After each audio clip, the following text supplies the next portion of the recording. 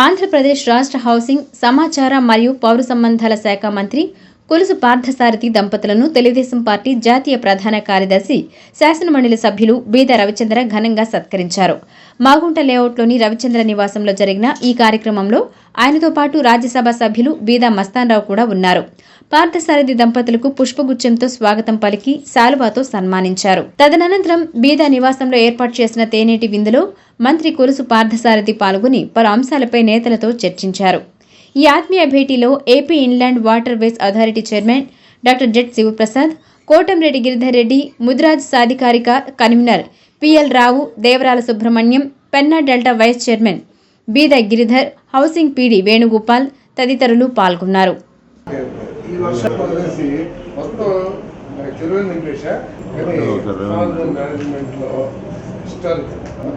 ఎంతో కొంత నష్టం జరుగుతుంది. సెకండ్ డే అసలు నార్మల్గా ఉండడం అనేది బంధువులు పెళ్లికి వచ్చారు. ప్రెస్ మీట్ ఉంది కదా,